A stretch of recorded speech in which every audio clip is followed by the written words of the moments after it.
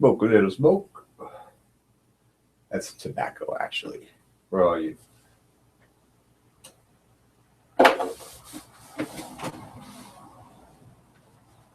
All you little judgy people out there. I wish it was weed. I could go for some THC.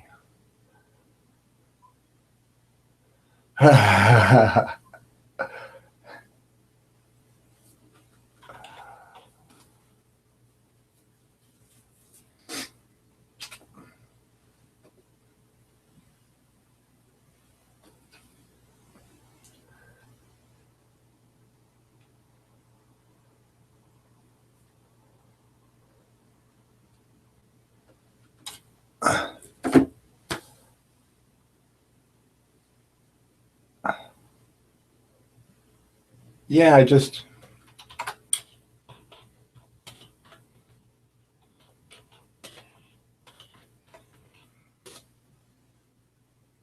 pasted a link.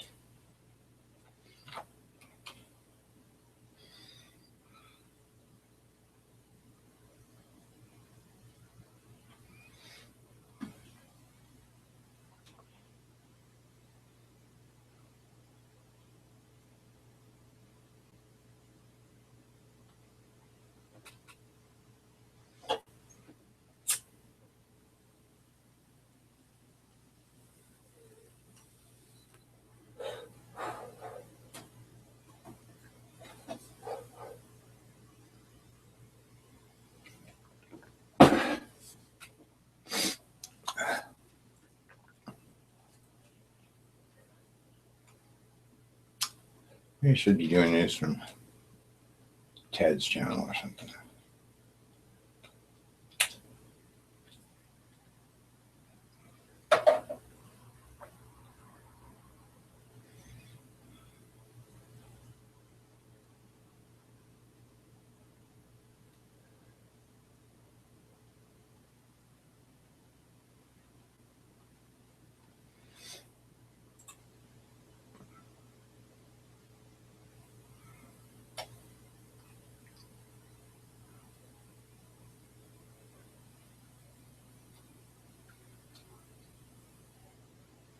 Oh wow, Graham Hancock.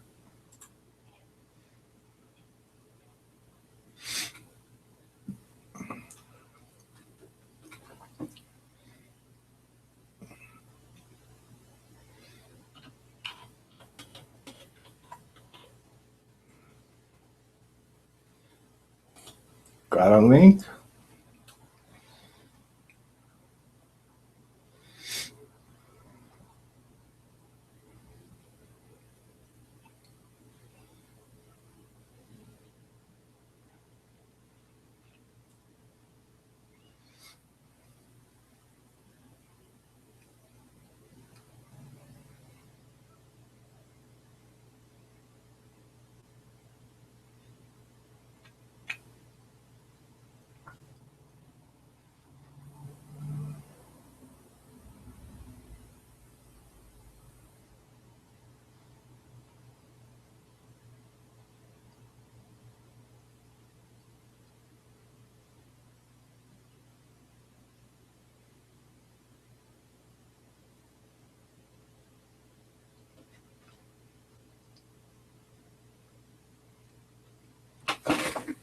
Honkers.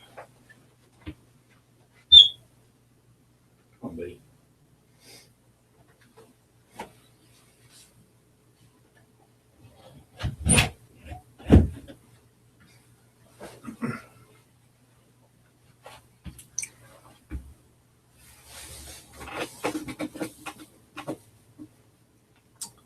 Yeah, very recently I saw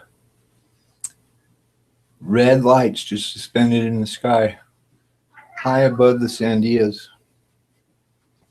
I'm sure if I had stayed and watched them, it would eventually have done something.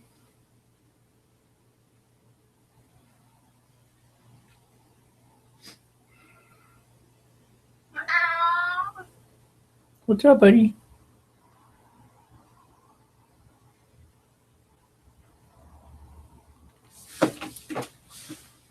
You hungry?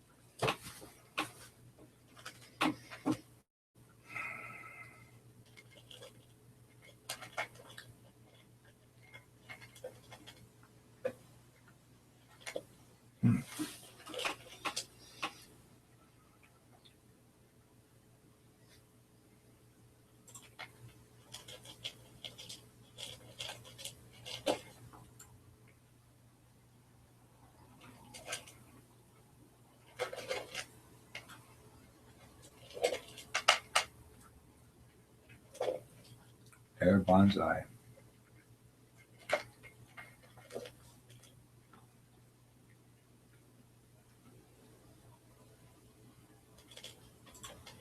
Well,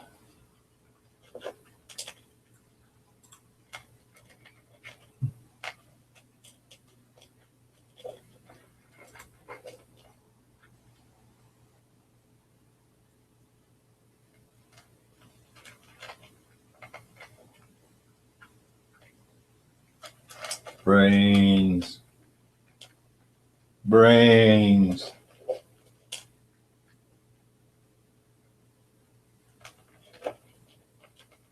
Yeah, my mic is really sensitive.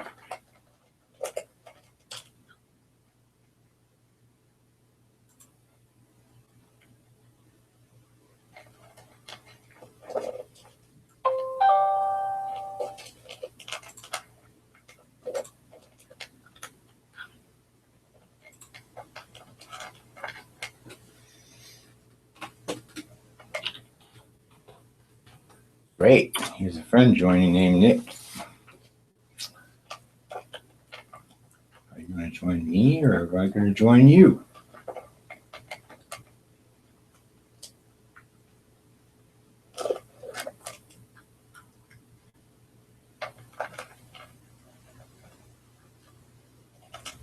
How's he levitating those?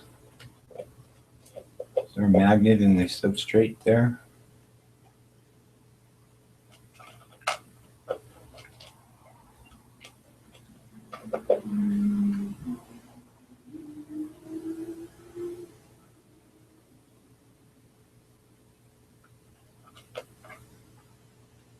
Far out.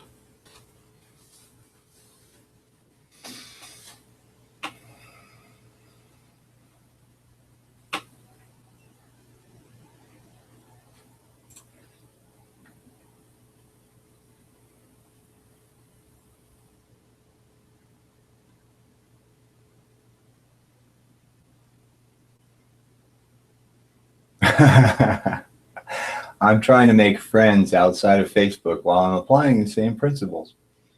Therefore, every day I walk down the street and tell passersby what I've eaten, how I feel at the moment, what I have done the night before, what I will do later, and with whom. I give them pictures of my family, my dog, and of my gardening. taking things apart in the garage, watering the lawn, standing in front of landmarks, driving around town, having lunch, and doing what anybody and everybody does every day. I also listen to their conversations, give them thumbs up, and tell them I like them. And it works just like Facebook. I already have 4 people following me, 2 police officers, a private investigator, and a psychiatrist. Dude, I'm going to share that.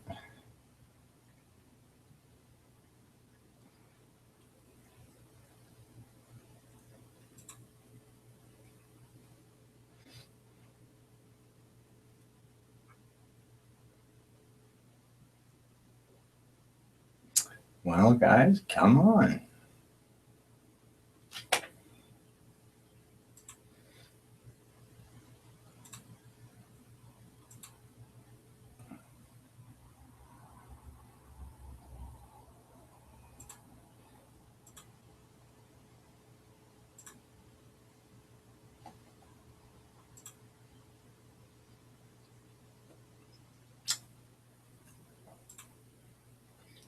Neil's not kidding, though. He's very forthcoming. Like, he's very amicable.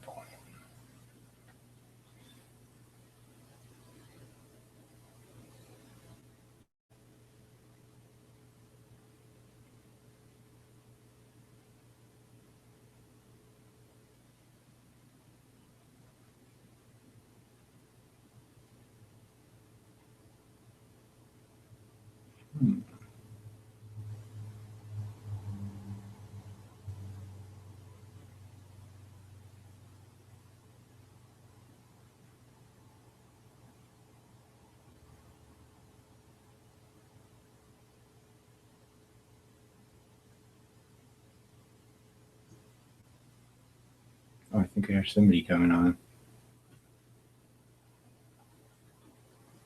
Nope.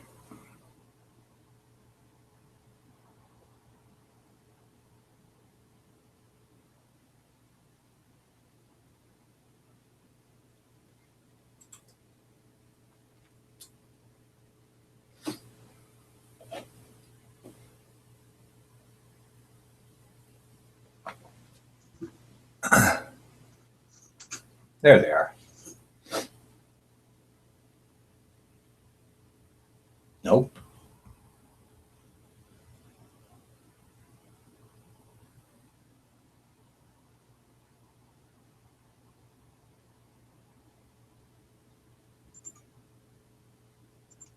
Somebody's doing something inside the internet.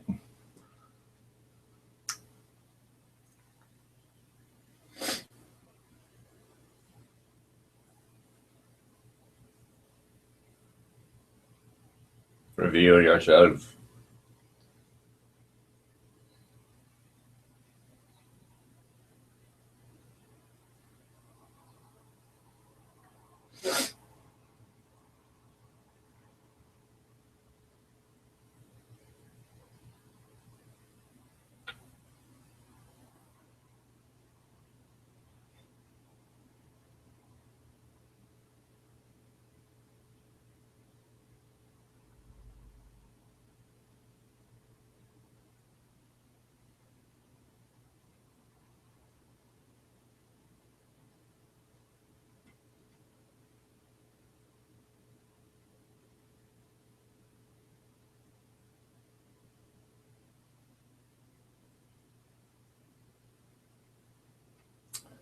Oh, well. Wait.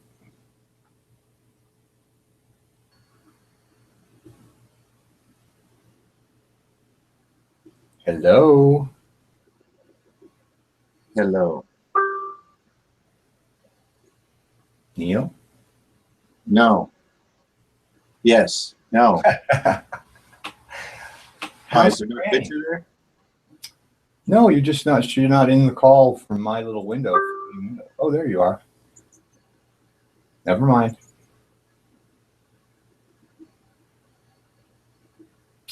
So let's hear your theory on what were we talking about? Brains? Oh, crap. I'm in the wrong me. No wonder it's not working. Brains. Yeah, that's the name of his hangout. Brains. Neil and the EU and brains. Hold on. Is that Josh? Thanks for coming, Josh. Hey, man. Hey, I got a message from Stephen Crothers last night in response to I'd asked him to help me untangle this Gordian knot of perceived gang stalking. But I kind of come to a point of kind of owning the thing for myself. So when he replied back, here, I'll just read you the thing. It said Neil fell off. Oh, Neil fell off. Okay. Oh, here we go.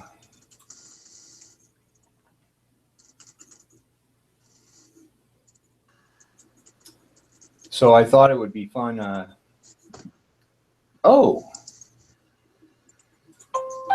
Neil's back on. Just got a message from my lady friend. There we are. A lady. Yeah. Sorry. I was logged in under my regular name and not, Google stuff.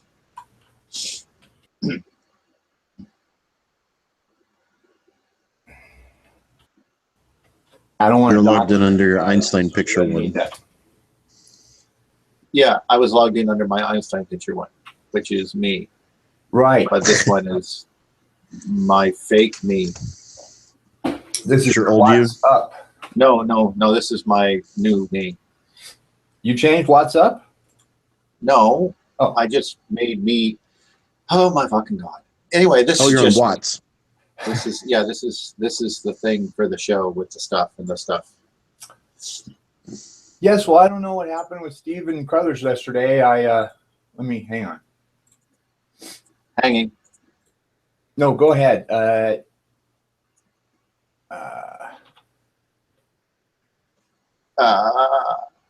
Yeah. No. I had texted him. I had said, "Hello, Stephen. Can I get you to come on a Google Hangout with my new project, Positive Disintegration? I'll probably eventually do all the primary EU presenters, but I have a personal reason. I'd like to pick you first among them, to pick your private eye brain on how best to slip out of a gang stalking hustle." What? Yeah. Yeah. You sent that to him? I don't like to speak about my personal problems, but yeah. So he replied back, and then I tied him in with the message with Neil. And, what? Don't associate me with this. Too late. No, bad Well, Jack. I and Neil Thompson have been trying Hangouts on the air with mixed results so far. No, I'm just doing this for you for fun. No, he replied. He's a friend of mine. We're friends on Facebook. Don't worry. Don't worry. He's my friend on Facebook too, but I've never met him. Well, it's a perceptual thing. It's like maybe I'm mistaken. I could be wrong. Okay. It's not what you know, it's what you can prove. Right? Well, all right. Right, Okay. guys? So that's where I'm just going to keep my focus and stuff. But I don't want to address this like it's a problem. It's just a very interesting kind of series of unlikely. Who's gang stalking you? Possibly you guys? No. What? I'm kidding, of course. But no, I don't know. I wouldn't be able to tell you because that's one of the characteristics of that is What? hang on, let me tell this girl. She's tired. Well, how about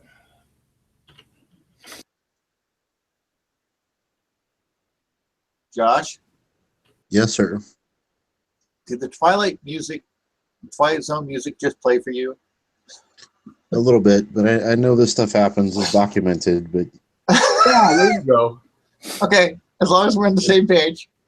Just keep I it know real. it sounds paranoid, but that's why. Well, no, I mean, like, No, you, no, if it doesn't happens to sound somebody, paranoid.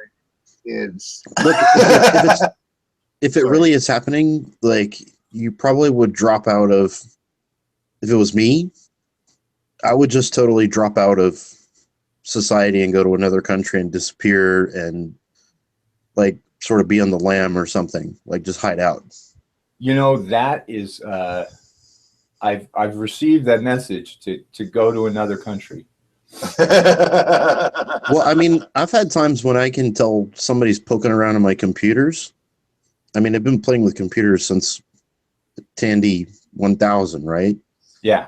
good old days. But I can tell when somebody's poking around in there and, you know, shit starts crashing or slowing down, and it can be across multiple devices at once. And you need to just shut everything off and reboot because it's probably in the RAM, but like somebody's purposefully fucking with you on that level. You can't just reboot your computer and it's fine. Like, Right. depending on what they're doing to you, like if they're chasing you online, that's one thing. Like if you're getting headaches and can't sleep and shit and you feel like there's bad energy in your house, you need to just go somewhere else and like with a backpack, you know, like leave everything kind of thing. Get on a fishing boat, you know, go work in a fishing boat in Barbados or something. That's good advice. I mean, if it's real, if that happened to me, that's what I would do. Well, you know, the Gnostics talked about pronoia, which is Okay. the opposite of paranoia. It's when there's a conspiracy to help you. All right. So are you being gang harassed by helpers? Is that what it is? It all depends on how you There's want to look at it. If you want Yeah. if you wanted to look at it as limiting factors that are keeping you from doing something that you'll regret later, like spilling the beans about certain things, then I would have to say that yes, you can look at it as pronoia, as like help. Like, Jack, have you been a part of a government program that you never officially signed up for? not that I'm aware of, but you were talking about that. Well, I mean, most of the people that work for government agencies in that regard are not actually on the books. They're, you know, assets or whatever. I know people who've done that. You know, like old guys, they talk about it. Like they work for them, but they didn't officially work for them. This is good, isn't it, Neil? No, this reminds me of Albuquerque. This is totally Albuquerque. Man, Albuquerque was Intrigue. the best. I mean, every single person assumed that the government was out there. And it was just like, don't get me wrong, I'm sure there's some good shit goes down. I'm sure of it. But Hey, wait, he live in Albuquerque, Neil? yes, goddamn, he lives in Albuquerque. Yeah. I mean, I don't think I've had one conversation that didn't involve the word CIA. Like, I mean, it was just like, it was like a buzzword. Like everyone was talking about the secret government in public. It was, but of course, being close to Los Alamos and all that other kind of stuff, they were all like, you know, that was their thing. But still. There's a lot of intrigue here. Yeah, but how much is real? Well, it depends on how you define real, and so people's subjective reality is all very real. No, I do not consider that real. That's not what he's asking, though. Oh, how much of it is an actual external kind of objective reality? How much is actually Real, happening in the yes. matter Well, world we and not in know. the brain power world? We know from Ed Snowden, right, that everything is being recorded, and right? Probably. Sure. So that's What an difference does that objective make? reality. I don't think anybody likes it, but they don't have people to watch that stuff. I mean, they're just sucking down everything. The thing you got to worry about is if you get in trouble 10 years from now after the Politburo is up in everybody's face and they've admitted And to then they go look chemtrails. into your they go look into your file and said, "It seems here you've expressed a remarkable tendency to disbelieve the official 9/11 story." Right. Now That's more worrisome. You guys are Silence! thinking a little Silence! Go to the back of the room. bit. Give me that American flag. You do not deserve it. Yeah. Give Then me they some dose other you and thing, you. like a star or something. Then they dose you and you try to escape, like in the THX movie. You know. Yeah. Or Hold him what's down. the one Just that? one more injection, and he'll be cured of thinking.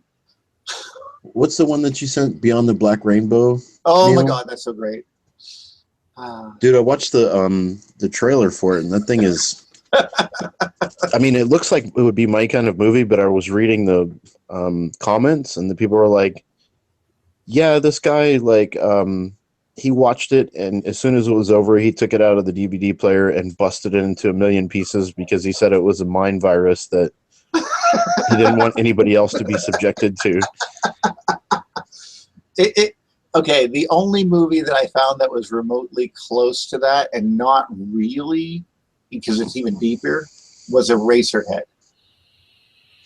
So, is it kind of like a So, horror if you movie? s- That's what it was saying. It was sort of similar to a horror movie, but it was more psychological, and like the music's amazing and the art is amazing, but it basically the sucks message you is like into, if you're my age, okay, that is an individual of approximately 40. That movie came out in 2010 or so. 2012. 12, okay. Yeah. Anyway, he wanted to capture the feelings that we were having back in 1983. Now, I remember it those does says feelings. 2012 now. Okay. Sorry, go ahead. In 1983, do you remember some of the things that were put out then, like Suburbs by Rush? You know, that whole dun, dun, dun, dun, dun, dun, dun. Signal. And the synthesizer signals, thank you. And then you also thought about and it was subject. robotic mannequins coming to life, and sort of, automation was happening. Oh, Herbie Doctor Hancock. Who, Herbie Hancock, all of that stuff was all happening in that one era. And what the future looked like from that vantage point, that 1 year.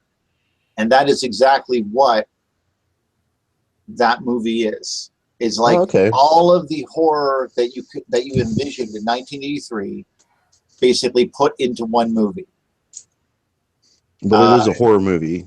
Well, but it's not horror necessarily. It's all of the science fiction fear too. Mostly The psychological trauma. Is that what it is? It's just before 1984. This is it. This is when the world started changing.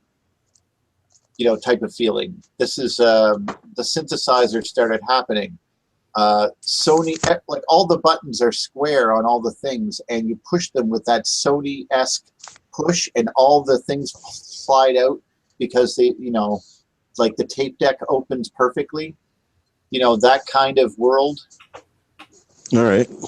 That's basically where instead of popping, it's on like a spring or a servo or whatever. Yeah, just this wonderful little tiny pieces of technology, that the way that we were doing things back then. We've refined the we were able to make objects of common beauty that behave like watches of that type of the VCR, for example. Just that alone. But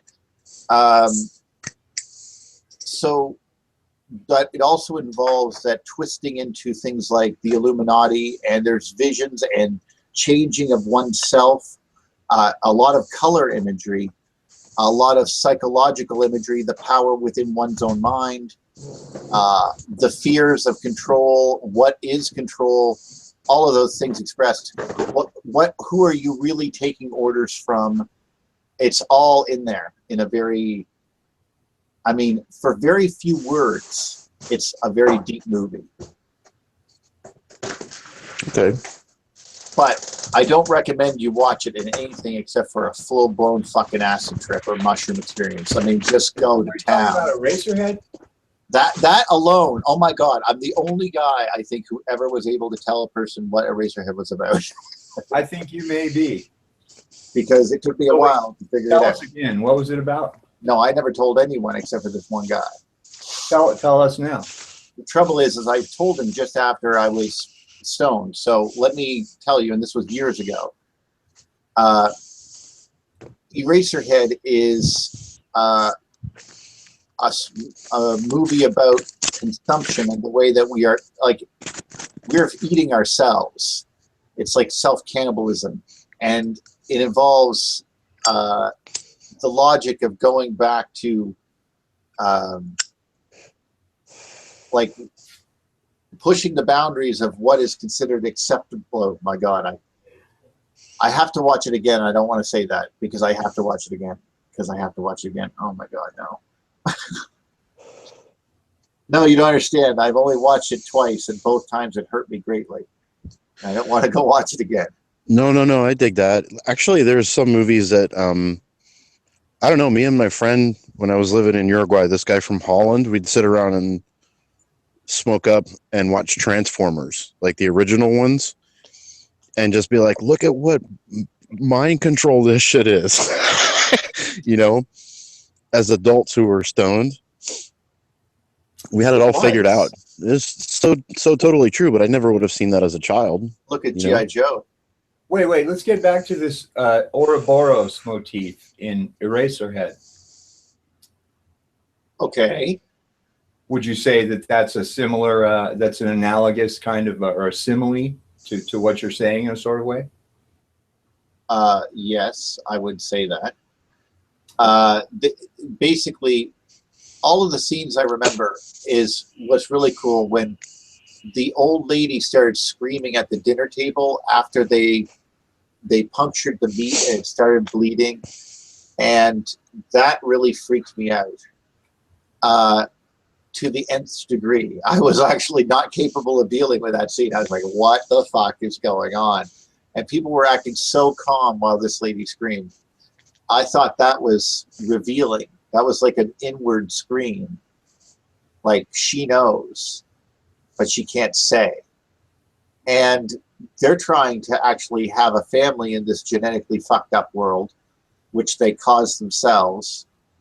And of course, the thing turns into be what it is, and it can't even describe what it is. But yet they're told this is okay, and you should.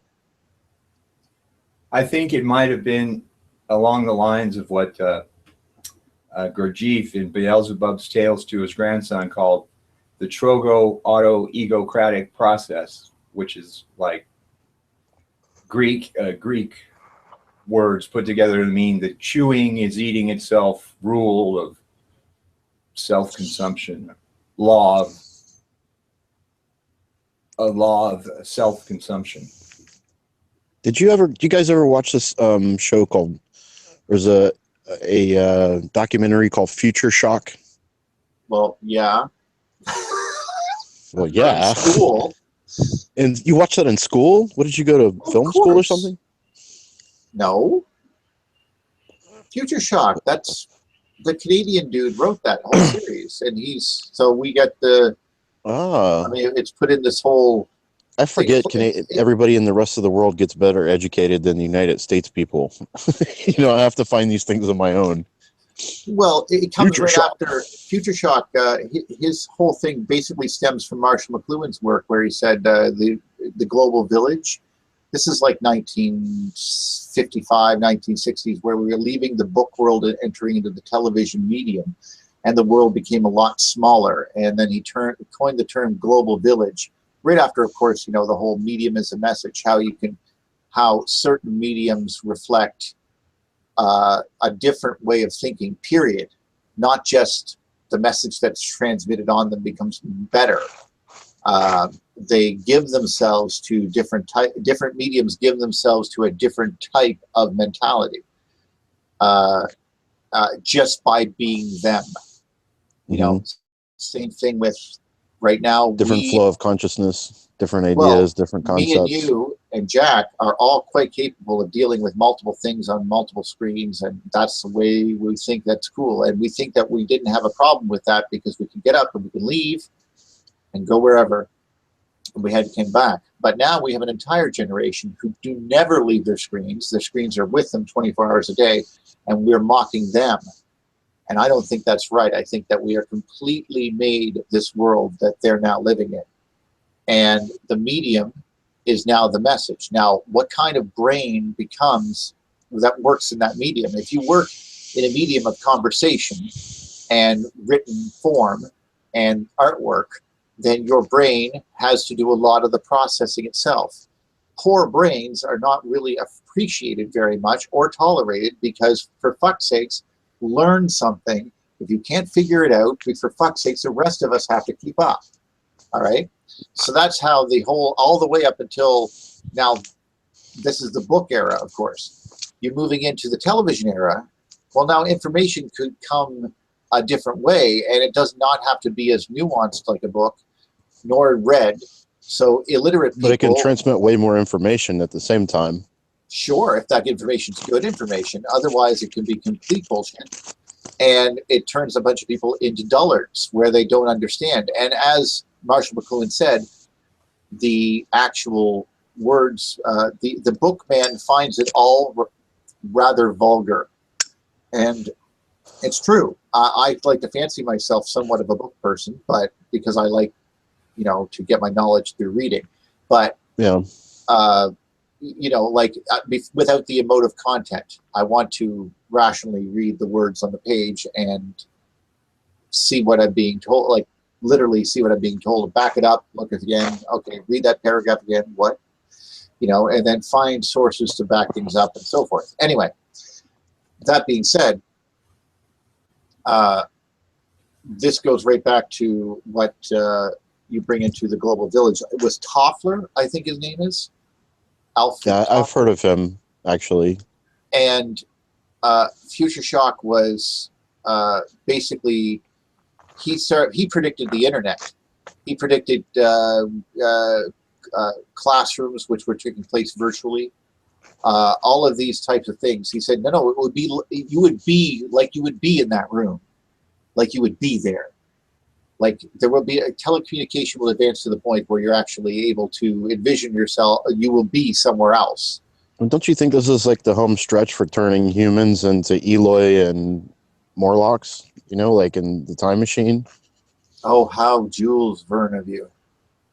I mean, it seems like that because even we're getting autism rates through the roof through vaccinations and God knows what all other means, you know, EMF radiation and poisons in the food. I mean, being caused by vaccines, not quite sure. Vaccines are dangerous enough.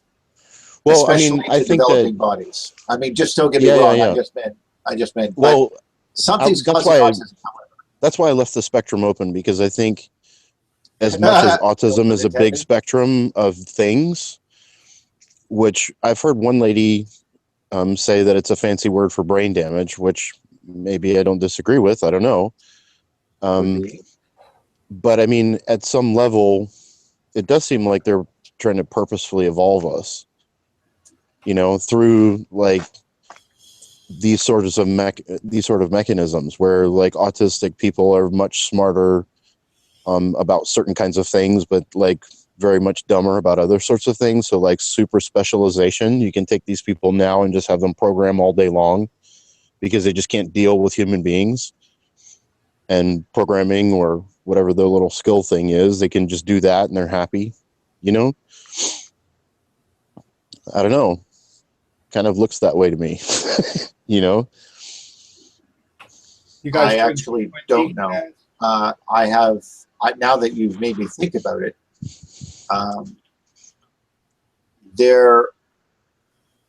I was looking for a cause without being paranoid or anything, just looking for a general cause. And, you know, I've seen where like GCMAF, that stuff, apparently that's able to get rid of autism. People are doing it with foods and like very specialized diets, but because it's a spectrum disorder, it seems that they're lumping all this stuff under this one name, and you only really know the differences if your kid has autism, you know. But I mean, the numbers have shot so high up it's like 1 in 20 now in the States, and they think it's going to be 1 in 10 in the next 10 years, or maybe less, to where it's going to get to 1 in 2, like cancer. Yes, yes. What you guys, fear is the mind killer. You remember what Paul Atreides had to go through to prove that he wasn't an animal. Fear is a mind killer. Fear is the subtle death that brings total obliteration. The Gom Jabbar. So he had to show that he wasn't an animal, and he did that by being pronoid. And I just made that word up, but that would be the pronoia. And he trusted the B'nai Jesuits to that he. Oh no, that's right. He didn't trust them them on the spot. He didn't trust them, but he trusted himself. Well, he thought his hand was destroyed, didn't he? Oh yes. So how many of us could pass that test? I think something like that maybe boils down to stubbornness. To stubbornness, right. So where I want Yeah. to have a backpack and run to Ecuador, maybe I should just stay put and let them burn me. Well, she did say your hand doesn't will make not sense. be harmed. What did she say? She did say this is a test, and you will not be harmed if you're not an animal. Okay. Oh, okay. Well, then I guess he had to kind of put some faith in that. It's an interesting book. Now, I would go so far as to go to like India and go live with the gypsies who like burn sticks to make charcoal.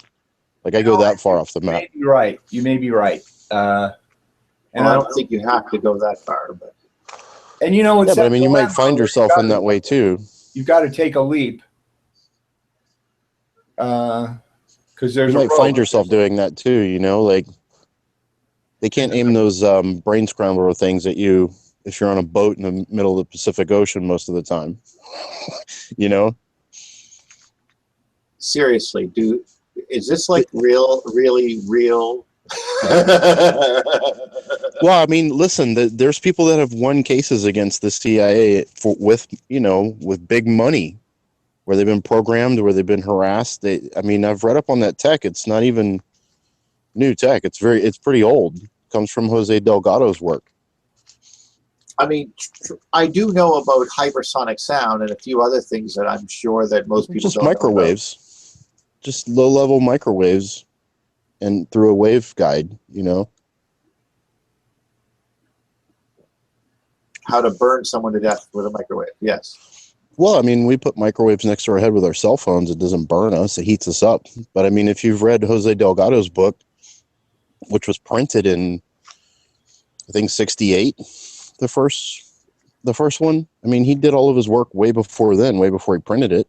If you don't think they have more complicated stuff than that now, you're crazy.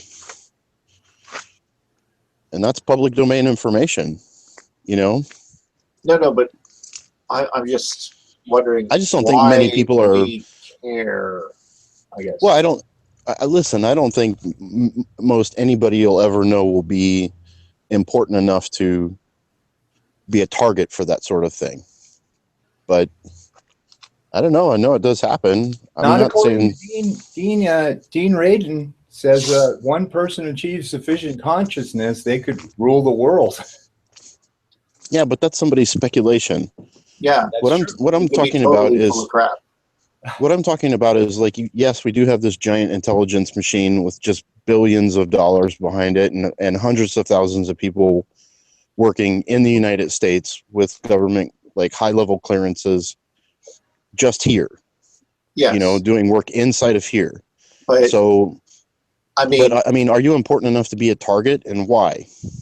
Well, you know, like, obviously, I don't, whenever the machine turns upon you guys will have to deal with that problem that you've built.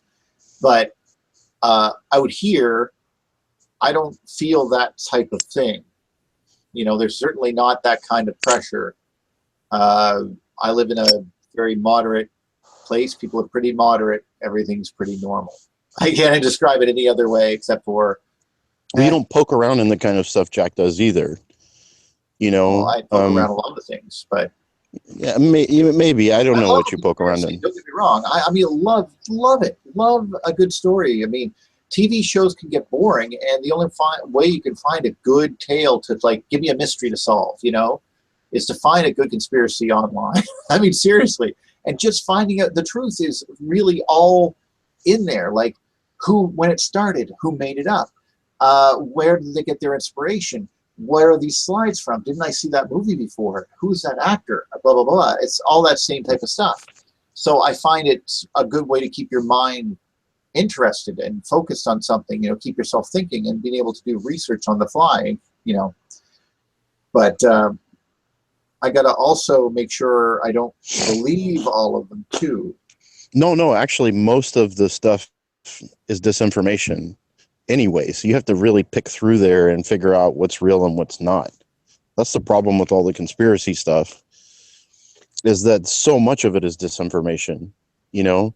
Oh, yes. And, you know, and that's obvious. You guys, there is no disinformation. There's only a lot of outward expression of subjective reality and a lot of machine consciousness going on. Isn't that the kind of the... No, I think that's possible. It's not probable. People run with it, yes, and they cross-post it, and they show links and cross-post and show links and add to it and embellish and cross-post and links, yes. But the sources are almost always very similar people and similar descriptions. I found a lot of this stuff stems from, like, there's a former astronaut, for example. He's into that kind of stuff. Another one is into that. Anything to do with Satanism is almost like a red flag for me, because that's mostly a scare word, especially still hanging out from the 1960s almost. That's right. It's almost put out there to keep the dum-dums away. But it attracts people and go, no, look, they're killing babies and eating them, Satanism. You know, do you know how many babies are disappearing in this country? No. It's like a horrific number. Like, go look on the FBI's website about how many children are disappearing in the United States every year. It's astronomical. Yeah, like I said, I live in a relatively normal place. So. Yeah, like, never heard of a baby going away, ever. Yeah, there's like disappearing children. You know, like, children are getting snatched all the time here. The number is gigantic. And where'd all those babies go? Hillary Where'd all those kids go? Pantry? Oh, to give it up. Yeah, the Pizzagate kind of people, right? But I mean, that's so obviously bullshit. It hurts. Yeah. No, I don't think so, man. I don't think that's bullshit. It's complete bullshit. Why do you say that? Because nobody's been prosecuted? It's pretty dark. No, it's just... What, the WikiLeaks? No, it wasn't on WikiLeaks. It was on 4chan is where this shit came from. Now, I just listened to a show about Keck and the sigil magic of Keck on 4chan. Did you hear about this? No, I don't look at 4chan too much. Ever. Okay, so some really crazy external synchronicity going on there. I don't use 4chan myself either, but you've seen the Pepe the Frog meme, right? No. Yes, usually means a troll racist, I'm thinking. Yeah, well, I don't really get it, but I think that's what it means. I'm just... Funny you would say get, because apparently on 4chan, people will crowd around these image boards looking for multiple numbers to come up, because it's assigned a number after you've submitted your post. So there's post and get, if I'm not mistaken. And one came up with Pepe the Frog that said Donald Trump will win the election, and it was like all sevens all the way across. So, and there's a bunch of other stuff to this. If you wanted to hear more, there's a great podcast. It was just on Higher Side Chat recently. You guys like Greg Carlwood and Higher Side Chat? I can't see any reason why I would follow down that investigation, except with me and Cameron talking about the intricacies of these numbers sometime in a private conversation, perhaps beside a fire, maybe moonlight. Otherwise, I really have no reason to go play with numerology because I can see patterns within patterns within patterns. Right. And I don't want to because, I mean, it's hard enough to code, let alone to start seeing repeating patterns everywhere. No, I have a friend, Neil, that this uncompressible file that nobody's been able to compress for like 10 or 15 years or something. You heard of that? No, I haven't heard of it, but I have no doubt that one exists. Yeah, well, it's the guy that made the last. Sounds like something some smart guy would try to do. Well, nobody's been able to do it. He's the guy that made the last big compression, striding compression. I have a friend in Richmond who he talks like you. He's like, he never has seen random numbers. If he starts looking at them, he always sees patterns. Right. He just thinks there's no such thing as a random number string. Like they always have patterns. Well, and they should, but it's also like, it doesn't necessarily mean that I'm not a numbers guy. Don't get me wrong, even to the nth degree. But I've seen people who go, see what this means. This pattern emerges inside this number if you do it and times it by this number. And I thought to myself, well, that's a bit much. No, but that does happen, especially with the number 9. The number 9, like the Beatles song. Well, number yeah, 9. But if you multiply things by 9, especially like phi and pi and other things like that, and start playing around with the numbers that come out of that, you're going to have some odd patterns to start emerging because of the 1 in 10 ratio. But that's what I mean. So yeah, have you seen this casting out the nines sequence? Well, what I'm trying to say is that how in God's name will that lead us to anything? I mean, this is cult of Pythagoras stuff from 2,000 years ago. I say enjoy that we've learned this much about numerology, but where are we going to go with this? I mean, there's really no more. We should get down to on actually figuring out how the universe works and stop playing with the numbers. Which is bigger than that now. What if, Neil, the reality of our subjective realities are just as real, and in order to actually understand and not just have knowledge, which can be a very dangerous thing, that we must move forward in understanding, which will require us at some point to leave the scientific method in the subset where it belongs, which is not capable. That requires having something better than the scientific method. Yeah. And like you're going esoteric on it, but we don't have a better method than the scientific method so far. Like you guys have heard of the not that they don't always follow it, but it's the psi uncertainty. Have you heard of this? The irrepeatability of miraculous phenomenon because of psi uncertainty. I've never heard of that. No, but I'm not really interested in that either. Again, totally want to be in the real world. If people have a subjective world that they want to explore with whatever drugs they wish to explore it with, that is totally up to them. But there's nothing that's going to allow us. It's not going to allow us to see anything except for perhaps maybe answers to questions that are already in front of us. Okay, Shadow Man. Well, no, I mean, I'll give you an example. For example, you start seeing a pattern in something. You wonder what that pattern means. You go to sleep. You wake up, and suddenly you had a dream with regards to on how this applies to something, which gives you a new idea about some sort of new engineering technique. Congratulations, you've had an epiphany based on numbers game that you played earlier. But that doesn't make the numbers real, Like that's not where, I mean, you basically gave your brain something to play with and it turned it into something. Our brains do that. And once it happens. Let's talk about your ontology.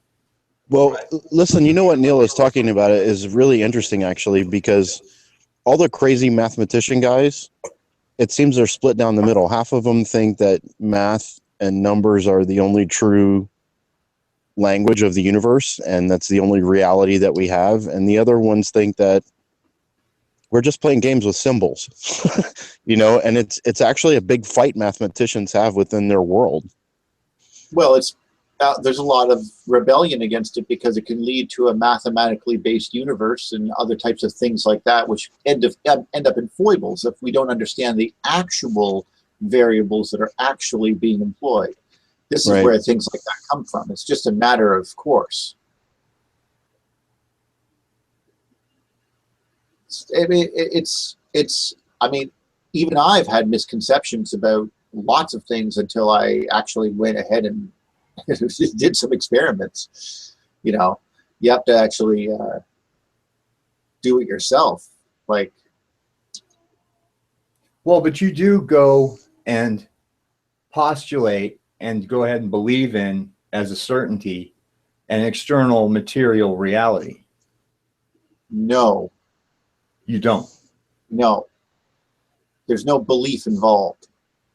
It's really here. I'm sitting on this whole bed, and here's a floor, and But your experiencing self, your volitional egoic self, can only ever approximate by some abstraction that reality. Well, I mean, you're getting into the idea where I forget which philosopher pointed this out, is that you can't prove anything. The only thing you can prove is that you're alive and thinking because you're experiencing everything behind your senses. Well, actually, a scientific method became the exact thing that we needed, which was you can prove what isn't. That's basically all scientific method is basically proving what's not. And well, I mean, what he's talking about is it's a philosophical thing, is what he's getting at. Well, no, I'm actually right, but I don't have any philosophical things to involve myself in with regards to that. Bernardo Kastrup's scientific take on idealism as an ontology, and his very sound reasoning. Now, he's a computer engineer who's got a background working at CERN in artificial intelligence.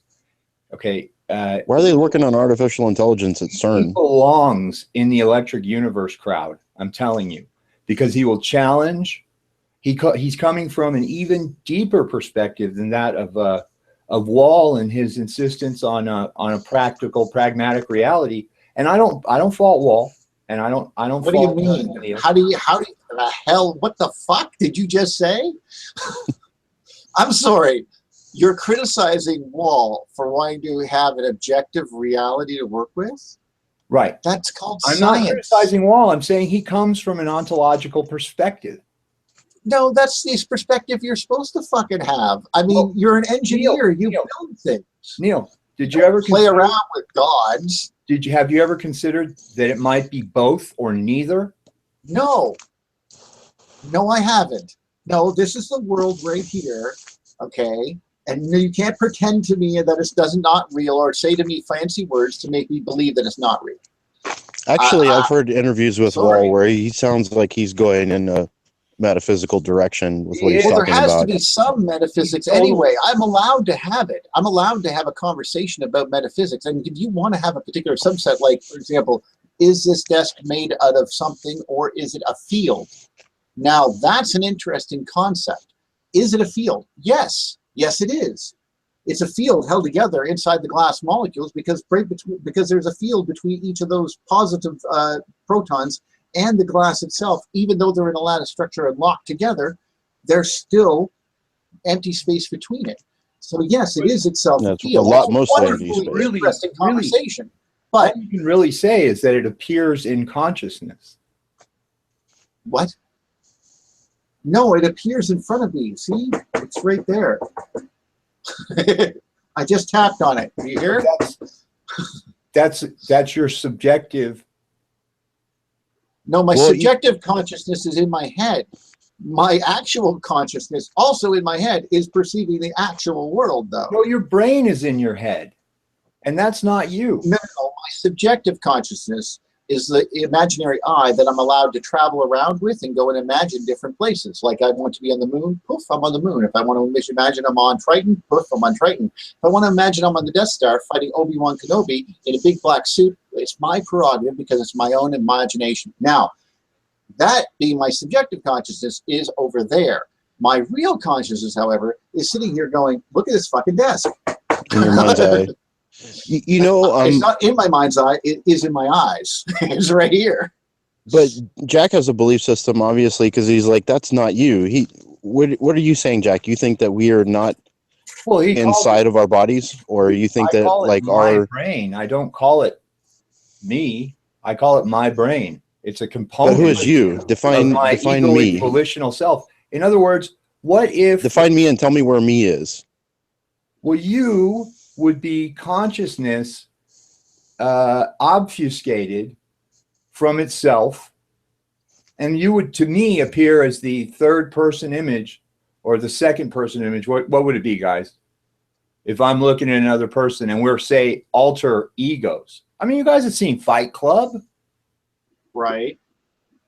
But I'm not imagining Tyler Durden here. I'm not Cornelius having an issue. He is Tyler Durden. Now, no. Tyler Durden is the fucking thing he made up. We don't know the narrator's voice. We don't know his name. Him, Tyler was real, right?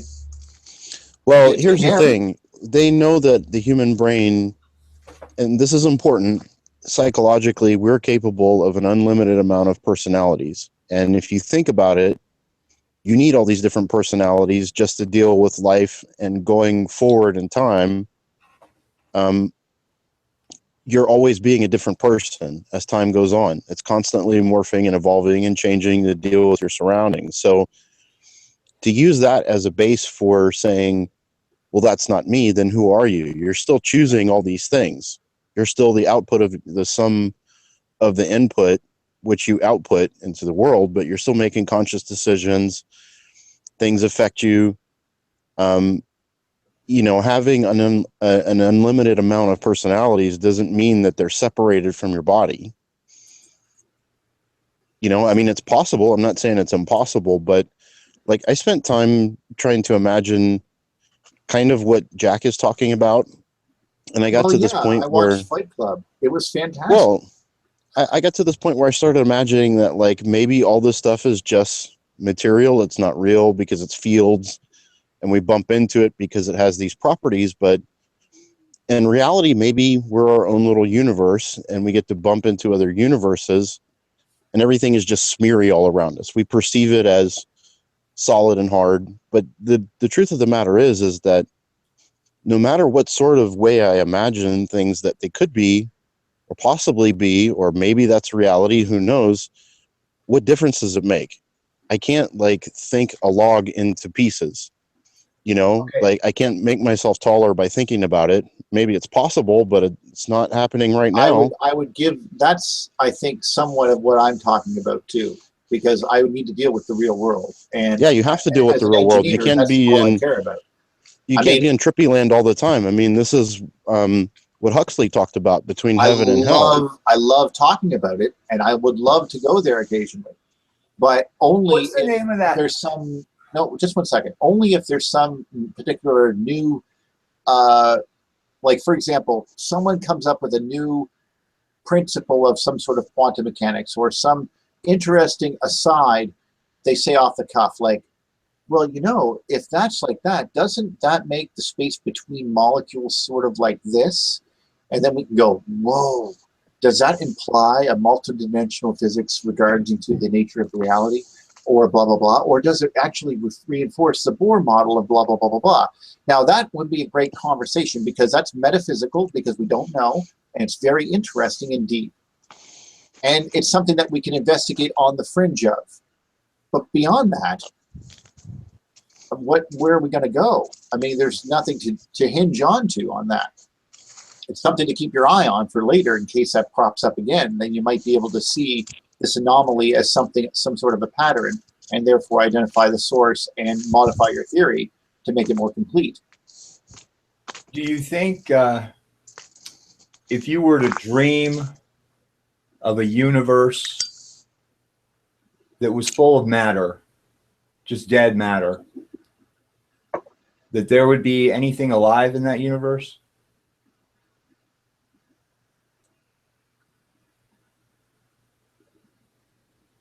I don't know. You asking me? Yeah. So I'm imagining something in my head. Let's say Okay. let's say you go into a dream where you've got the entire theater of the experience is some part of your own obfuscated self. In other words, when you go into your dream, you're an avatar of you in a arena, as it were, that's created by a part of your mind from which you, your avatar, is obfuscated. Am I not right? Okay. I'm the closest thing. This is actually very interesting because that's almost exactly the description of Edward Norton's character in Fight Club, staying there, smoking the cigarette, watching his other personalities and egos fight there and around him in Fight Club. Also, when he was boning, what's her name? With the rubber gloves. Yes. So yeah, so he's okay. So let me back up. We're getting on. I'm sorry. I distract myself. So let's say that you have a dream tonight that you are in a dead universe of matter, planets, stars, all physical processes. Is there anybody alive in that universe? There never was. There's you. You're alive. You're a mind at large. No, it's in my dream, in my head. There's no one alive in it. That you, well, no, you are. But You it's a dream in my head. You are a first person. Yes. And how can you tell the difference? Because I wake up. It's a dream in my head. And have you ever considered that maybe you're not waking up, but you're waking down to some kind of mass delusion or a deeper dream state? No. I mean, I'm just like when I was a kid, I had some nightmares, and when I was, I also had this wonderful one that I remember vividly that involved many cartoon characters, and they were helping me get into my high school. And it was crazy because we went in the back door, and then we lost Heathcliff along the way. And then I actually had Marmaduke, and like Garfield was like my constant companion because let me just tell you, we both love lasagna. But this does not mean in any way that I believe that that universe was real. It was a goddamn dream. But So at the time. Oh, it was the most vivid fucking dream I ever had. It was like, boom. I mean, I can still remember it today.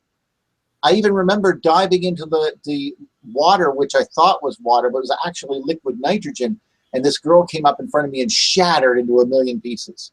It was the most amazing. I can even know her name. I mean, although I probably don't know her now that I think about it, but because it's been a while since I rethought about the dream to reinforce it. But still, you know, and we were being chased by other cartoon characters, mostly from the Disney series, because the Roadrunner was there, and they were coming across very quickly. We had to get across this bridge. It was sort of like a whole George Washington thing across the whole. I was standing on the front of the boat and roll, you bastards, and we had to get into the. Anyway, I'm just telling you, I don't think that was a real universe. But do you believe that that was your own mind telling you something? I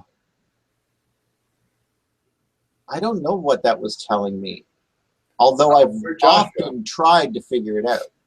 We lost Josh. Did we? Yeah.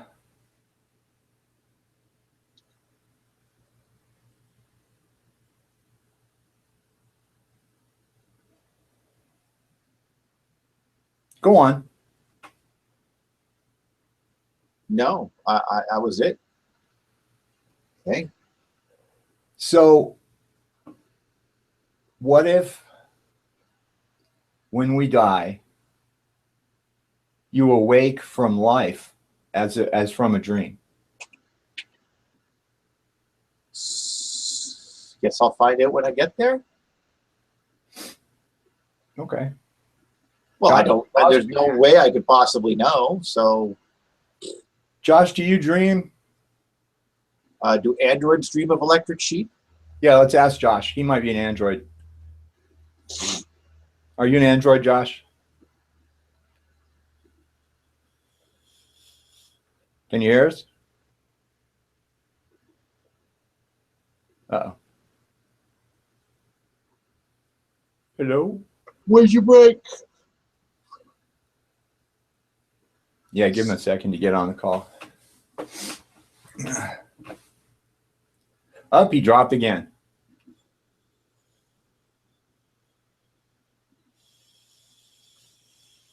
So I've asked this before, and I would say that just dismissing out of hand somebody who's been able to bring the scientific method to the ontology of idealism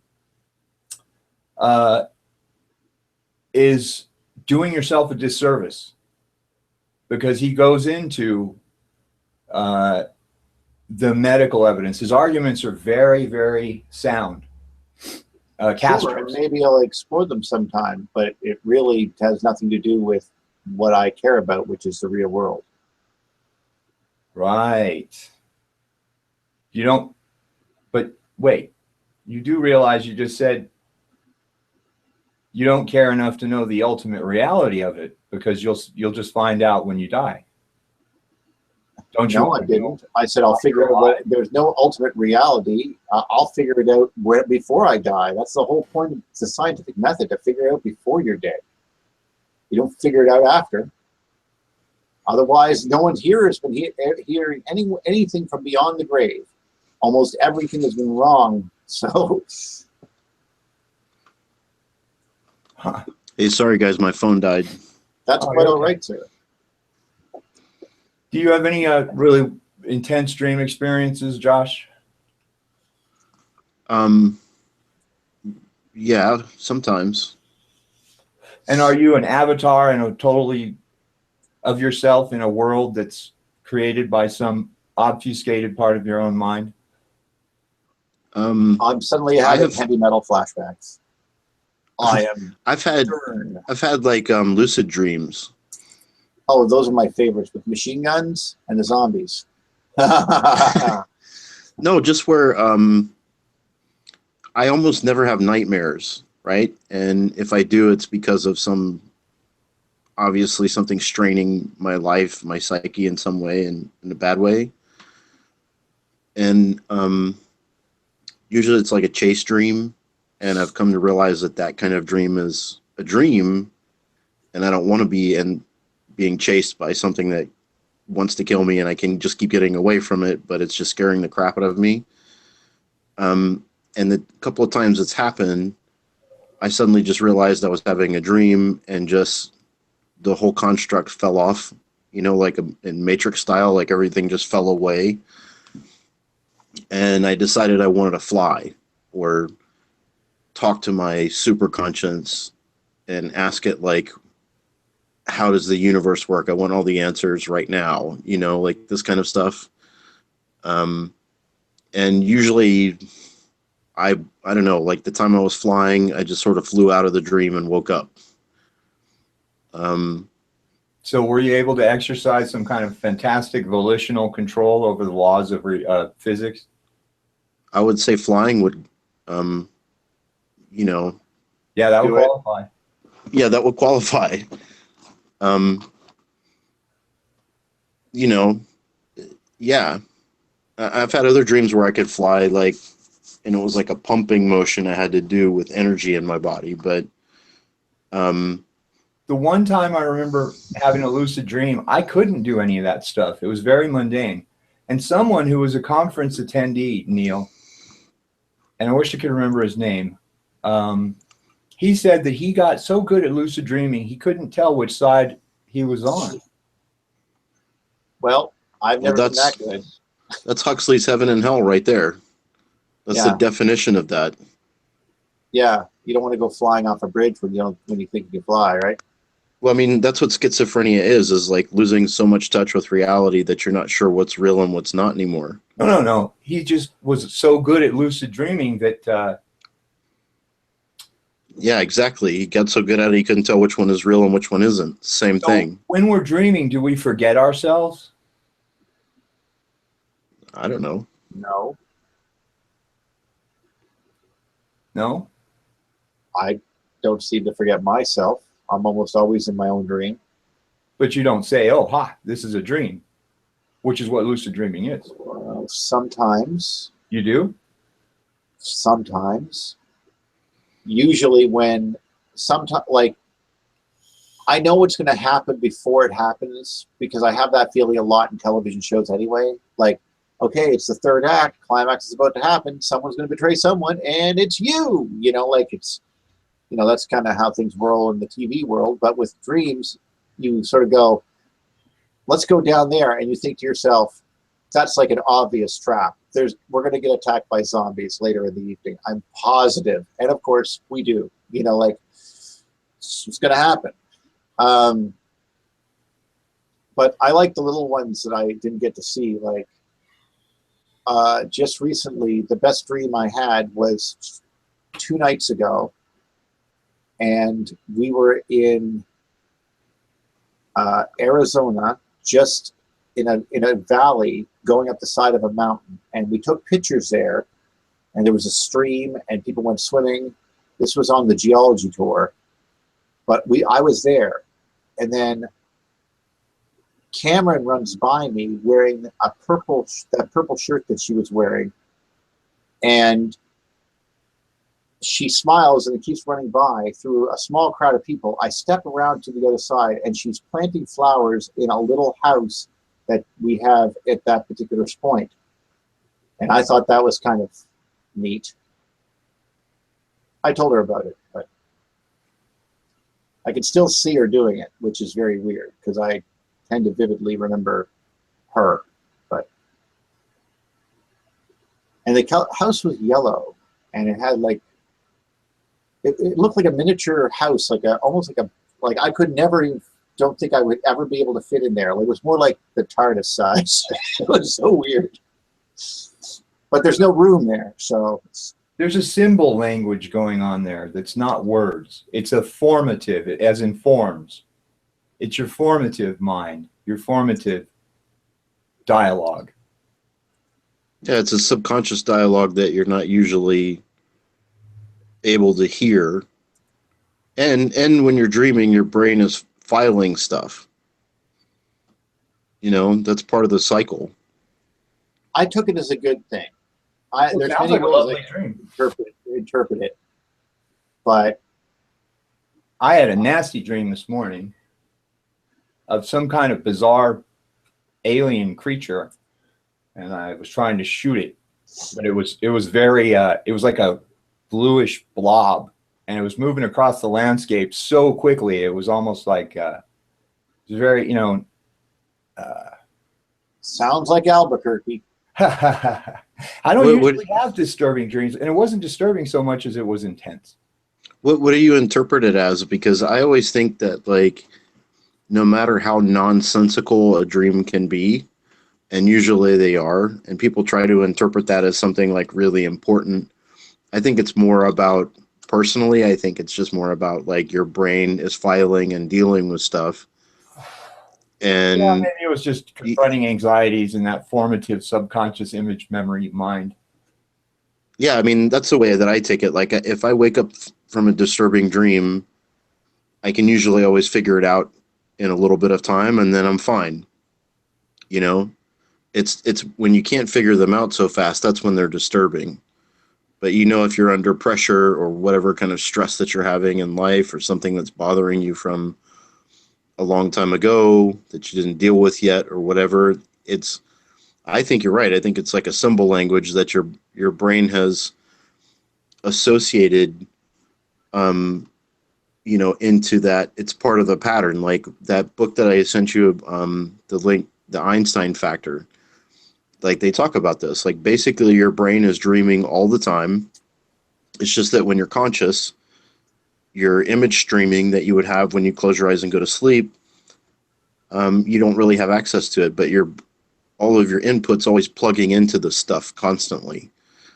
So that's why, like, every time you remember something, you're never going to remember it the same way twice, because you're always reassociating it with new things.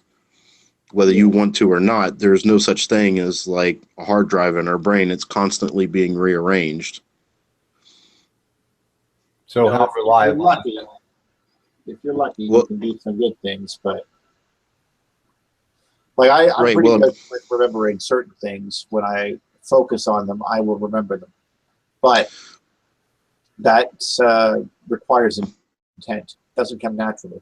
right. Well, the whole thing is like, this is even proven in court. This is why they have to be so amazingly careful when they interview children in court and in depositions and stuff, because if they just say kind of the wrong thing, you can implant that memory into a child, and there's no way of knowing. The child doesn't know, and the same thing can happen to adults. It's just children are a little more susceptible.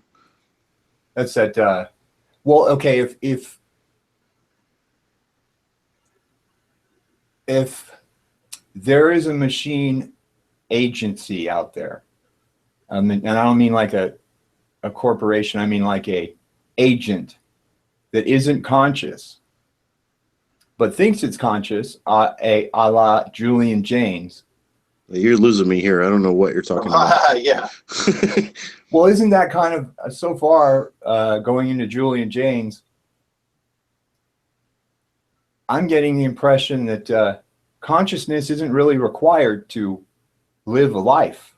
No, not No. at all. And the whole problem is nobody can really define consciousness. This is why there's such a big... Well, actually, that's what Julian Jaynes' book was about.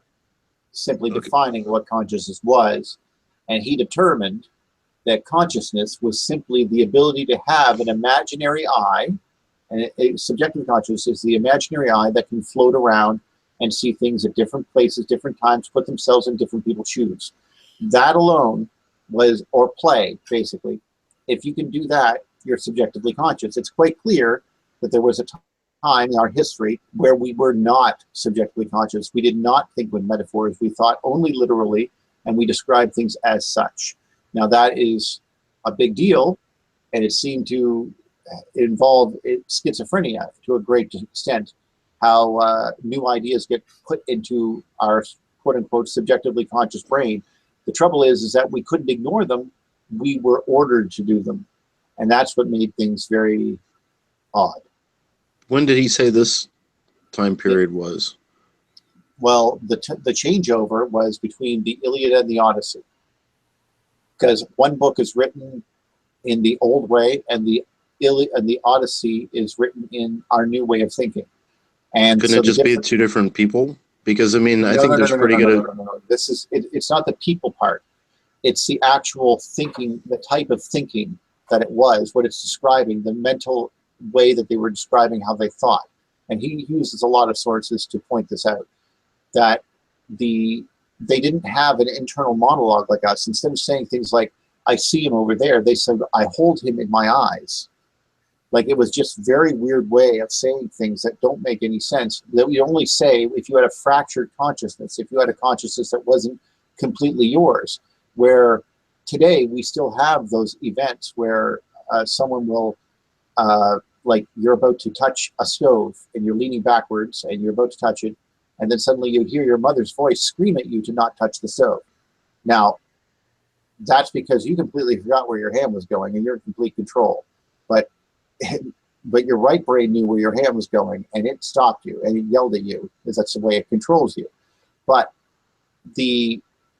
those things are just feelings now. We barely know they're there. They're like the feeling that we have from the other side. Those are our emotions now, mostly our subconscious feelings, our desires, yada, yada.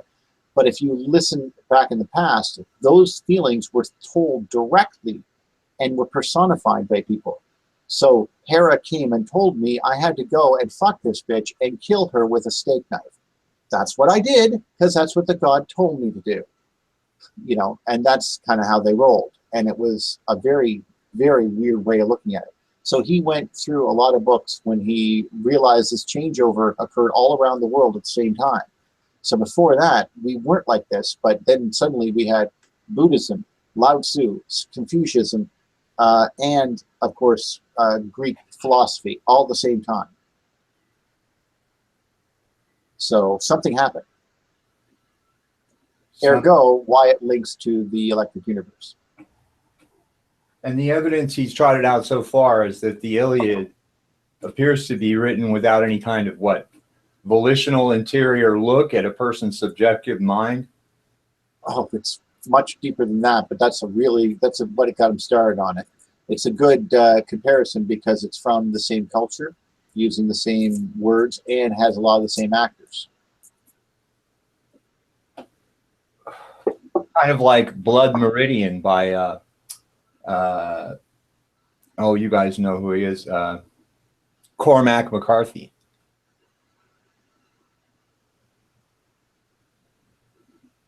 I don't know that guy. Wasn't he on? Wait, yeah. He wrote The Road. No. Yes, of course he did, but I didn't mean that. I never watched The Road, so. The movie? Good movie. No. Fucking creepy. I'm not really into those all that much. Dark, yeah. Dystopian, bordering on zombie. Well, I have to be in the mood, and like if I rather want to laugh at it. So things like Starship Troopers are more entertaining to me because I don't really. I mean, I get my darkness from Game of Thrones. I'm like, that's dark enough right there. That's my darkness level right there. Like I don't. That was bad enough. Okay. You know, I don't want to go any further into that. Yeah, Westworld's pretty dark too. Yes, but it's still not as dark, and I love Westworld, and that's bicameral mind up the ass. I mean, she said it right there when she walked into the church. I was sitting there going, "This is exactly the bicameral mind right here." Well, And I mean, they talk about the bicameral mind a lot in there too. Yes, but you really need to watch it. You really need to read it because then you can understand what all of these voices are supposed to be. And when she goes, "Who have you been talking to? Who have you been talking to?" And then she realized, "I've been talking to you." And then he smiled, and then a little bit later he goes, "Well, when you realize who you've been talking to," and then she goes, "Oh my God, I'm talking to myself." And she realizes it's the inside of her talking to her. Spoiler alert. And I was like, oh!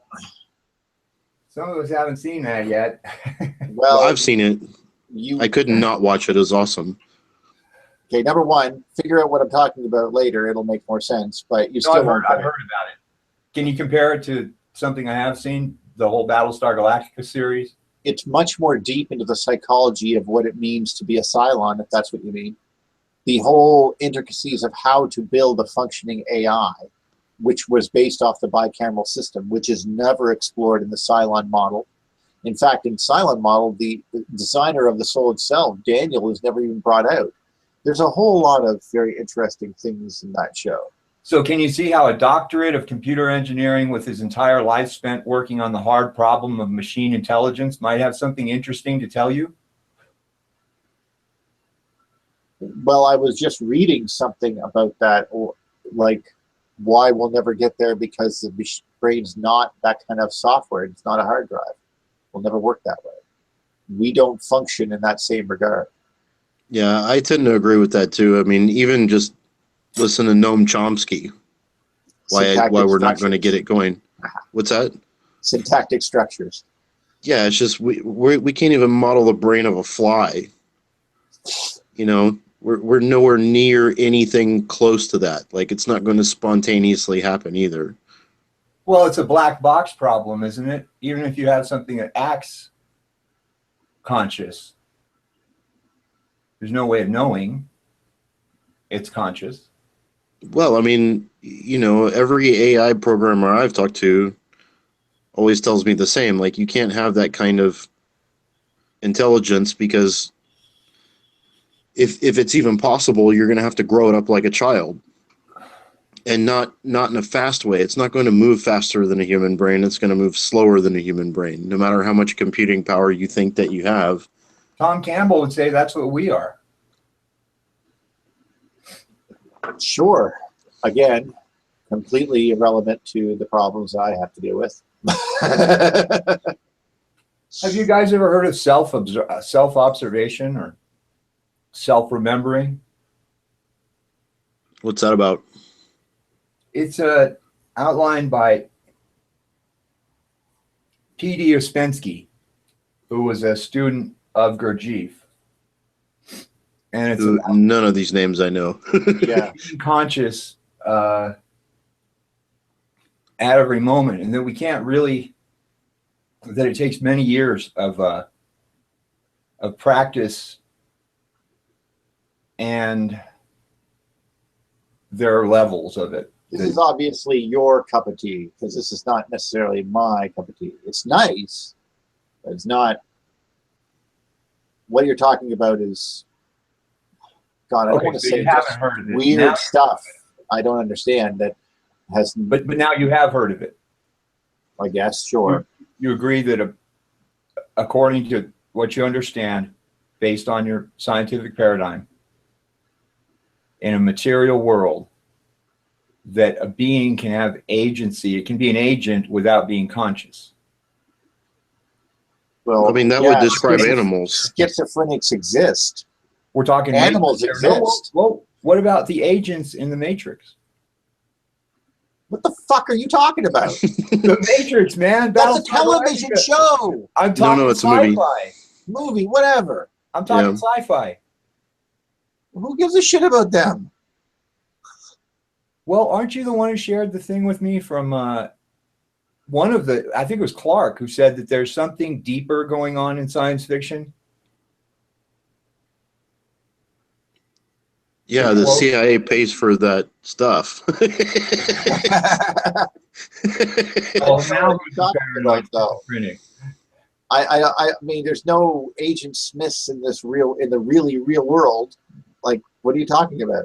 Weren't the actors in the historical Iliad, weren't they Agent Smiths, essentially?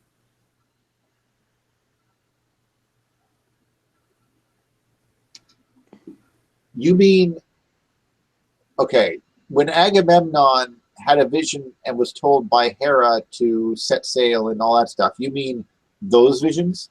Yeah. Well, it was his internal monologue, basically, according to Julian Jaynes. He was having a hallucination because the gods themselves were something that was just recently gone from the sky. He didn't realize this part of it, but if you get my meaning, it was only exactly around the 680 BC time frame when this happened. So it is the last event, the last flare-up of Venus, all that kind of thing. So you're in that wonderful little zone. And after that, people like Plato thought that people who talk like this were were awesome when he was younger, because there was so much knowledge they could learn. And by the time they got older, he said, just kill them, please, because they're insane. And I assume that we did eventually. That's pretty brutal. Well, they're not us. I mean, they're not subjectively conscious. They're like, Oh my God. like someone who's like a possessed, like, what would be a good term for it? Like someone who's possessed by the devil would be someone who's in that throes, or someone who's under the a voodoo ritual. How do you Is know in she's those- a witch? Yeah. She looks like one. Well, no, I mean, that's what Julian Jaynes was speculating, how you use children to channel this because they don't have a wide open mind yet. And so that it's because of that, you can actually close that off completely and allow their other side to take form, the one that's they channel, and they're supposed to be acting only as the spirit and the correct one for their beliefs. And of course, the child's only basically regurgitating everything that they've been told in that room. So of course, it comes across sounding like they've been channeling the spirits or whatever. And then it's the same thing as speaking in tongues and stuff like that, basically accessing the other part of the brain to do its own work. Hypnotism, similar to that. Well, that's not a terribly compassionate kind of outlook. Why not? What do you mean? Well, let's say that they are crazy. No, I said they called them, that Plato called them crazy and advocated for their death. We don't really have a whole army of schizophrenics running across the countryside smearing themselves with poop. Okay, so it's not exactly the same type of problem. You know, could you imagine growing up and your parents are insane? Then you have to Yes, I can. learn to think by yourself, and then come up with all of knowledge and everything like that, and build schools and everything like that upon this, because all the practical stuff was still there, but their parents were nuts. So, and they're all schizophrenic, and they never sleep, and they're wandering around all the time and doing things that are being taught to them by gods that don't exist anymore. And you're going, Mom, Dad, you guys are nuts. So as soon as these people hit 13 or 14 years old, they're getting together going, okay, we need to control these fucker people because they're nuts, you know, and they build an entire society based off of not being nuts. And this is where they get this whole, I mean, you've seen what they built out of that. So, you know, kudos to them. But still, it has nothing to do with, you know, I mean, that's just what it is. I mean, these people are, I mean, that's why you use the children. That's why you use other people, and you channel them into them and make them think that they're possessed or otherwise, and they'll act it out just like you would if you were hypnotized. But all this clinical psychopathology can be framed as a positive symptom of a person struggling to become objectively conscious, according to Dabrowski. And that's why I call this channel positive disintegration. Well, usually, I'm not quite sure where you're going with that exactly. I mean, if you think that if you need deconstruction, or if you think that's valid for you, sure. But I think that most people, I would assume, are, you know, have come to terms with that by now of who they are. But well, we're not trained psychiatrists. No, but I'm an adult. I know what it is to have a mind and how to think, you know, like, generally speaking. General philosophy, general psychology, you know, I generally know what I'm talking about, but I'm not an expert in those fields by no stretch of the imagination. So why is Wal Thornhill hinting at telepathy? Why not? There's no reason to think that you can't.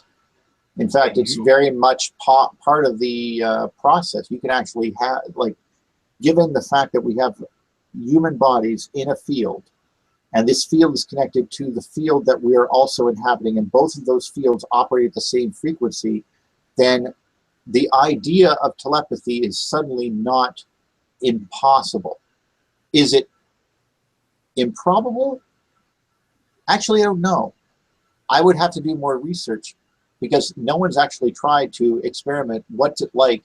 I mean, doing the math on it, just as a regular intelligent human being would, you figure out the Coulomb charge difference between the human being and the outside world, which is the Earth. Then you figure out how much these plates can move on the human body depending on frequency. Then you do the math on that and figure out how much capacitance each body has. Now, to transmit any distance, what would be required?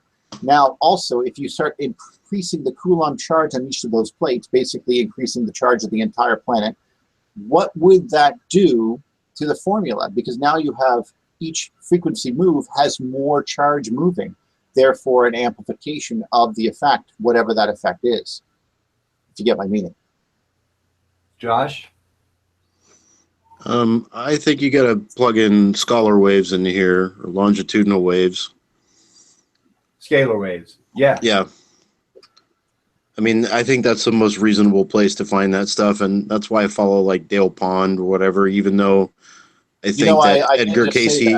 Sorry. Edgar Casey is... 7.62 is what I just mentioned. Yeah, I mean, I think Edgar Casey is super freaky. Like, I don't want to touch that shit with a 10-foot pole. But there's interesting information in there, and I don't know that any of it's right, but there is weird, spooky action at a distance kind of stuff going on. There's people doing that sort of thing. There's technology built around it. And, you know, Wall talks about that stuff, like, if we are going to communicate with somebody across the universe, it's not going to be in a faster than light vehicle. that takes 10,000 years to get to the other side. We're just going to talk to them.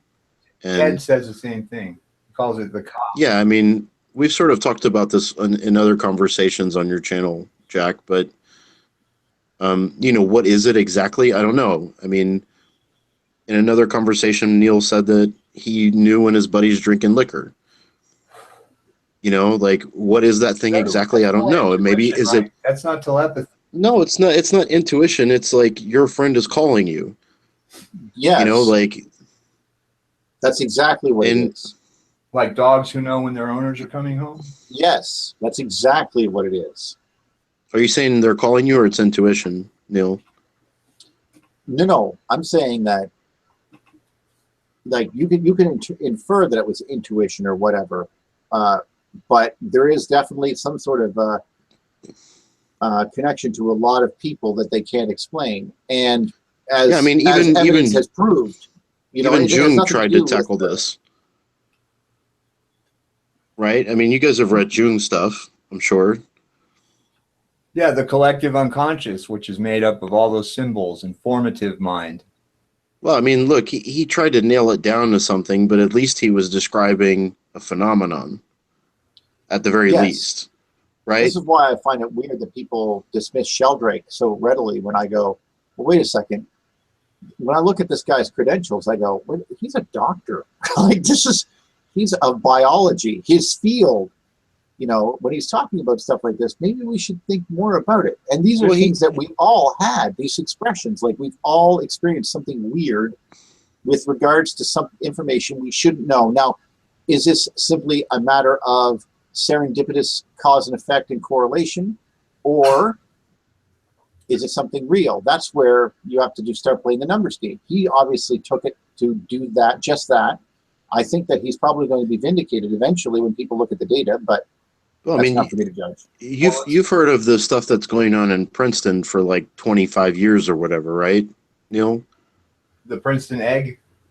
It's like that's where all the out of their long-term studies, they did find it's exactly what Rupert Sheldrake is talking about. I don't know why nobody's talking about the Princeton stuff in the EU universe, because suddenly Sheldrake is the one who invented this. I'm sorry, he's not.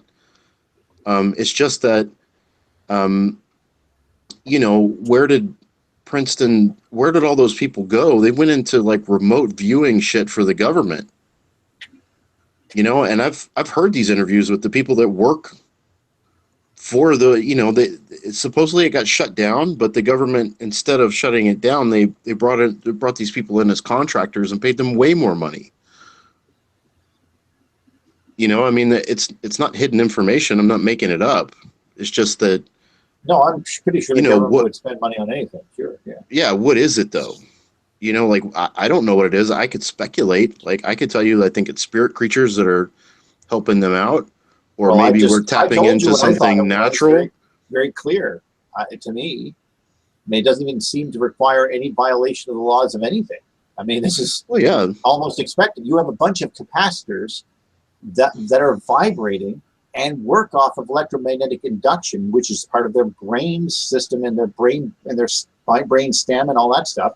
And suddenly they get scared, and then suddenly you're sitting there being related to them, and only a couple hundred yards away going, they're in trouble. Well, they even proved more stuff than that. They proved more things in this. Like, for example, like people were opening up envelopes and predicting what's in there, and if you were thinking about it enough, their ability to have the right answer in that envelope goes up. And it's not time dependent. It can be backwards time dependent. I mean, like really fucking weird shit and things that are documented. And Sheldrake talks about I like Sheldrake's most of it. Time dependent. That was my favorite one. Which one? The future time dependent one. Well, the stuff they found out with these studies is that like a group of 3 women who are very emotional about whatever it is, like their output is way higher. And people that are emotionally connected, their outcome is way higher. The future time dependent, is that from the science delusion or? No, listen. This is actually very interesting. I should get going because I have more things to blow up, but follow, Anyway, but what I wanted to say was the situation with future time dependent is Rupert Sheldrake was discussing an event where the computer only chose what image was going to be displayed on the screen 1/10 of a second before it was displayed. So it was randomly selecting photos, and only just before it gets displayed did it choose to display something. So there's no way that this someone was mentally showing this guy the image that he was going to see. Okay. And what you were supposed to do is have a visceral reaction to it. Basically, it was either disgusting or disturbing photograph. And but the human body would prepare for the event ahead of time, 5 seconds ahead of time. Yes, I've seen that. Right. Which, to me, as he said, imagine if you were in a jet fighter and you knew that something bad was going to happen to you in 5 seconds. Well, that is in fact what that would be brilliant. That was the whole point.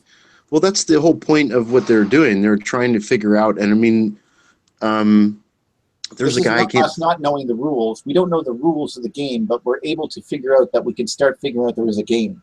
Dude, they train Navy SEALs with this exact same thing to trust their intuition so that they always make a right choice. Do you know about this? Well, no, I don't do that kind of stuff. Sorry. No, but I mean, there's people talking about it, like the guys that train them to do it.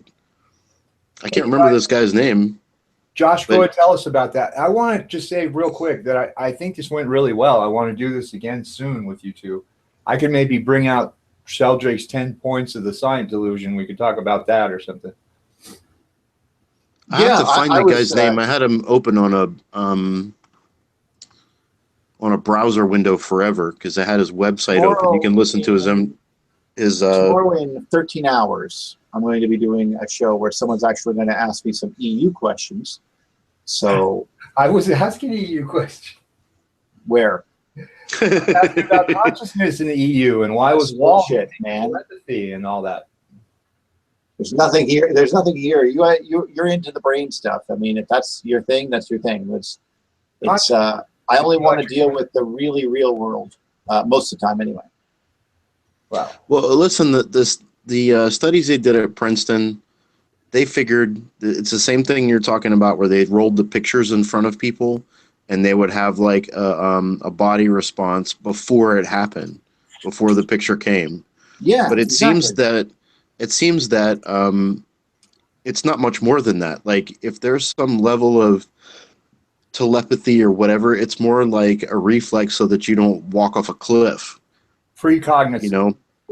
Yeah. Thing like that. Like it's not like a big thing. So what you're saying is it's the spider sense tingles, but it knows it's going to tingle before the stimuli is even presented. It's the spider sense. There you go. Before the well, yeah. I'm just saying. I mean, that's what it sounds like. Well, I mean, that's what they've shown, but it's not long. It's not long out. It's like, and it's so subtle we don't notice. It's like back in our subconscious, and there's not extra seconds to it. They can't make it go longer. There's nothing to clue the brain in, right? There's no. Yeah, but it implies that somehow, somewhere, it knows before it knows. You know? Yeah. How does it know? Mm-hmm. You know? That's exactly right. That's exactly right. Very interesting stuff to me. Yeah, it's exactly right. But it's not like you have this kind of thing where you can look 20 years into the future. That's not what we care about, though. I'm simply referring to that 5 seconds. I want to know how it knows. To me, that mechanism of information transfer is real and must be studied. That could Absolutely. That to me is, if I could think of one thing that could bridge psychology and psychoanalytics to the electric universe, it would be that one event. Because that's, I mean, we already have the linking of the mind to it, but still, See, I think you have to go with a non-material world to be able to explain that kind of stuff. Define Or non-material. do you? Well, just, like, I guess that's a good question. No, I mean, I really want to know what you mean by non-material, because to me, You the mean entirety of the universe is made up of fields. So I don't know what you mean exactly. See, I think in waves. Well, I like same when fucking thing. Right. That's all they are. They're the same. I mean, you need something to wave. A field Circular- waves. That's what I mean. Yeah, I mean, like circular rotating energies. I mean, maybe, Well, more Just because toroidal the- likely, but still, whatever. You know yeah, what's you're great? right. We got back to the Vortex. topic that this is ostensibly about. But it What's really that? has what? Brains. But the end result is that I want to really know, like, the physical world is clearly, until we actually can have a grasp on that, we're never going to be able to go much further. And I find it almost insulting in several levels that we shoot ourselves in our foot so often with regards to this. Doesn't mean that we can't speculate. We just have to know what we really know and what we don't know. And sometimes we like to fill in the gaps of what we don't know with some wishy-washy stuff, and that always leaves a bad taste in my mouth. I'll accept that. That's a very, very Well, respectable thing. I might postulate that, if, for example, they found those cells in birds' eyes it wasn't that long ago where they figured out that these birds can see magnetic fields. And then they've tested certain people to notice that they have a strong sense of what's north and south when they're blindfolded and spun around. I do. Yeah, some people are much better at it than others. So maybe it's just as simple as, number one, it's likely that there's fields and effects that we don't know about yet. Number two, it's likely that there's cells and activities in our body that we have yet to recognize. It could be as simple as, all of your DNA is wound up like an antenna. Oh And they my know God, that I it conducts electricity. can totally go into that one forever. That's a wonderful description of things, because you're absolutely right. I mean, these atoms are held together in fields, which are held together in cells, which themselves are in fields, which are connected, like cells in plasma themselves, actually making up your entire body, which itself is engrossed in a field, which is attached to the Earth's field, which is inside of the Earth's electromagnetic cavity, which is therefore inside the solar field, which is inside blah, blah, blah, blah, blah, blah. Oh, right. And I mean, that even points to the fact that maybe we wouldn't our battery would run out if we left the star. I think we're going to find that when we send people to Mars, they'll be dead on arrival. Yeah, I mean, it makes me wonder if you leave far enough away from the Earth's field, will you just shut off? Because we are being powered on some level. Well, they found that it doesn't matter how much you eat. It doesn't matter. After a while, you start to die. And they found this out. I mean, you're literally not doing well after 2 years in space. That's for sure. Right. And they can't figure out why, because you're at the side of the Earth's field. You're still inside of it, but you're not grounded to it anymore. Are you do you know if they put Schumann resonance generators into like the space station and that sort of thing? No, they don't. And I said that would definitely be needed for any sort of interplanetary space travel. Yeah, absolutely. And then you would need to keep it there running constantly when you're on a new planet. Right. But I think the exact same thing. Now, wait for it. It gets even interesting. So, what would these look like? How would you build them? What materials would you use? Perhaps maybe a giant pyramid form to create a giant resonance chamber to create this, field going. Well, we do know that the resonance for the background energy for the planet was different. Oh, way back when? Hell Mhm. yes. In fact, I can envision that they had multiple functions. Only the tertiary one was generating power. The first one for me is being able to protect itself from earthquakes by making a constant vibrating hum over the ground. So there you go. One thing's first, you're constantly vibrating the ground. You're going to have much less earthquakes in the area now because now you can't actually build up stress to cause an earthquake. Number two, you can attract deadly lightning to the area, keeping everything safe in the general vicinity of these pyramids. And of course, number three, you could use the vibrations themselves and piezoelectrics to create power. Right. We That's do it. know they have like Baghdad battery and all that kind of stuff. Well, yeah, and they probably had more coulombs per cubic inch because literally the Earth had more charge. Ergo, Mhm. like we think, oh, imagine a D cell that could, have the strength of a car battery. Like it could be as simple as that because of the amount of charge that you could, because it involves charge separation, but how much charge can you generate? And of course, how would you utilize it? How would you plug it in? That type of thing. It's very interesting. Yeah. I find that stuff fascinating too. Fascinating, Captain. Fascinating. Damn it, Okay, Jim. gentlemen. I'm a doctor, not a fascinating.